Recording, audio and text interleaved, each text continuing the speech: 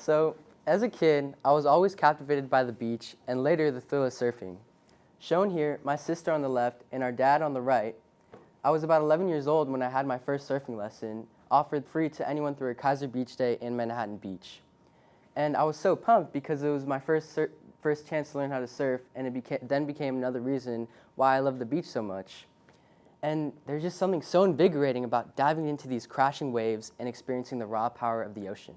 It's a feeling of rejuvenation that never gets old. Surfing has this ability to uplift my spirit and provide a sense of peace and clarity. And I made this connection as I got older and school got harder. Across the board, my academic classes got harder in 10th and 11th grade, and I began to cope with this rigorous coursework by surfing a little more often. And I began to notice something. I felt there was a connection between mental health and surfing that I wanted to see. So, in the beginning of my junior year, I started brainstorming a project of what I could pursue. And inspired by my sister, who was in college at the time, she had formed a club of mental health support. So I began to think, how can I relate surfing to this? And luckily, mental health is a broad topic, and surfing fit right under there. So with the help of Ms. Tanya Malik, a master's student in psychology at Columbia University, I found profound studies that showed surfing had mental benefits, so increased strength and balance, improved focus, and also, this is a good one, the best one I'd say, is good sleep, right? I caught you guys off guard there. You thought it was going to be crazy. No, good sleep. So, but I was tired of reading and I wanted to get some action. So, my project explored, is surfing an effective way to improve mental health in young adults? Young adults specifically, not adults. And some factors of mental health are sleeping, like I said, it's an important one, remember that one. Sleeping, genetics, social support, and many other factors. So I also found that traditional medicine is good, but there's always other things we can do for that. And it's always important to pay attention that exercise is huge in our well-being. I'd like to thank Ms. Tanya Malik for mentoring me through the process, and also a special thanks to Ms. Mona and Dr. Liz for helping me and support through the Symposium project. So thank you. Now let's look at some of the surveys I administered to the surfers and the non-surfers. So I had 25 males and 20 females, ranged from 15 to 25 years old, and we excluded 5 because of age. Not that they were too old, you can be any age to surf. So we ended up having an equal amount, 20 surfers and 20 non-surfers, and a survey methodology consisting of 25 questions assessing mental health. And I had a scale of 1 to 5, 1 being our lowest value and 5 being our highest value. So we can look at some of the survey prompts here, such as how is your quality of sleep? I told you that's an important one. How is your mood during the day? How anxious are you at school? Rate the energy you have to get active. How often do you participate in physical activity? And 20 other questions assessing mental health. So here on the y-axis, this is after we had our data, we have our 1 to 5 scale, and on the x-axis, we have the questions administered to the surfers and the non-surfers. Now, we're going to go analyze through each one. Okay, everyone pay attention. No, I'm just kidding. So you might see all this data here, and I saw that too, and I asked my mentor, how do we know what's significant, right? So she said, look at the data, and if we have our surfers and our non-surfers, if the difference greater than 0.3, then that's considered statistically significant. And as you can see in this golden oval, that would be a question that's statistically significant, and many others. So let's look at some of those statistically significant questions. We had surfers were much more comfortable in competitive situations with a delta value of their significance. As you can see, that's greater than 0.3. Surfers were more confident under pressure. Surfers reported better moods during the day. Surfers were much less anxious at school. Surfers reported more energy and increased activity. And surfers reported better sleep quality. I told you, that's a recurring theme here. So, as you can see with these values, I had one bold specifically. And does anyone know why? Okay, that's fine. So I specifically bolded this one because Confidence under pressure is something that I feel is so strong in this world today and can open many doors for you today in this world. And I look for that in myself and others around me to constantly have that under my belt, because confidence under pressure can take you so far in this world. And after analyzing and doing this data, seeing that surfers represented this question more, it showed that I wanted to bring this out to the audience today. So that's why it's bolded. So we go back to my question, how does surfing impact the mental health of young adults? And I answered that with a small sample size.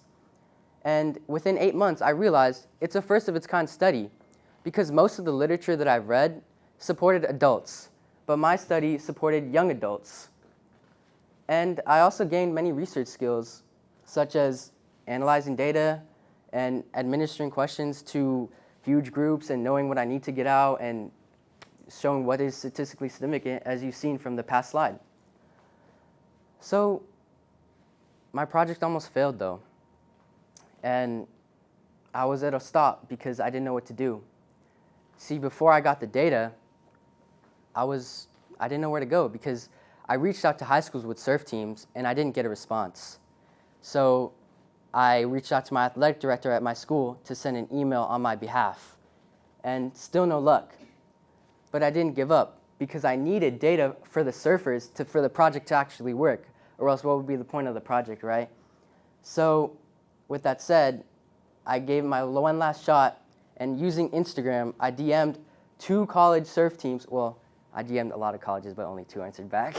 So, right. So 2 college surf teams answered back, and to my surprise, I got a positive response from Chapman University and University of Southern California, and I got valuable responses with valuable insights from their surf teams showing surfers' attitudes, behaviors for my project.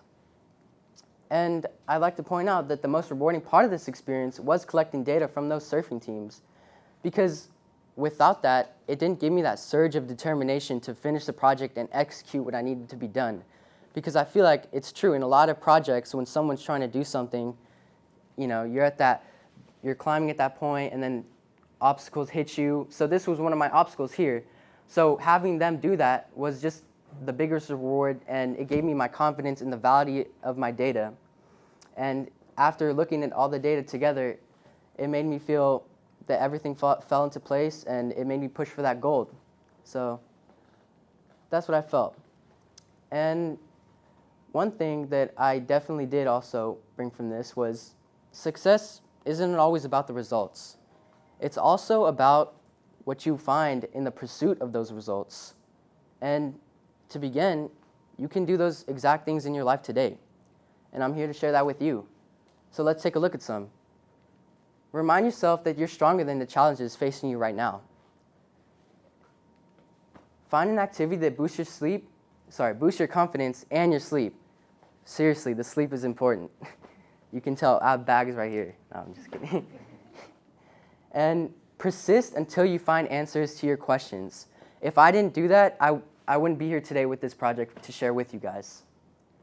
And the last one, maybe the most important, I want to see you guys grab a surfboard. They're outside right now. No, I'm just kidding. And paddle out to those rejuvenating ocean waves. And if you don't have a surfboard, grab a boogie board. The point is, you need to feel the power of those rejuvenating ocean waves. So if you do that, you can reach out to my email here, send me a picture, and let me know. And I want to take this chance to also thank Dr. Liz and Miss Mona one more time for all the support they've given me through this project. And thank you. Let's hit the beach, guys. Is this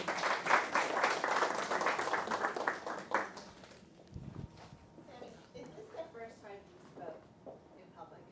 So when you think about surfing, it's an immersive experience. And the key word there is immersive. How many of you guys can think of something that's immersive in your life today? Yeah? What was that? That's a great example. And I think that not everyone here plays lacrosse, so that's a great example for you. Something that I could suggest is finding an immersive experience for yourself. Because when you're out there on the waves, you can't think of anything else. You have to think of, oh, when's the next wave coming? How do I catch it? I have to make sure I don't wipe out.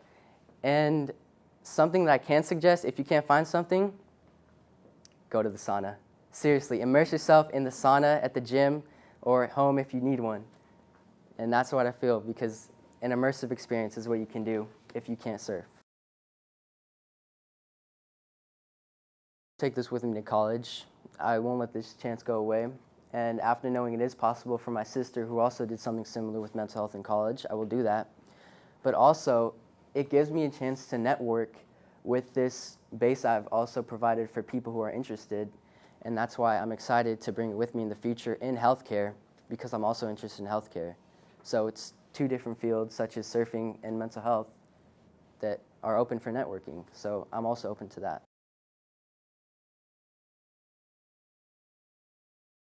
I learned that I need to pay attention to Ananya's project about procrastination. Yeah. So definitely need to work on that. What's up? I'm wondering if you've got any of your friends that join you surfing and if you've seen a difference for them in their life.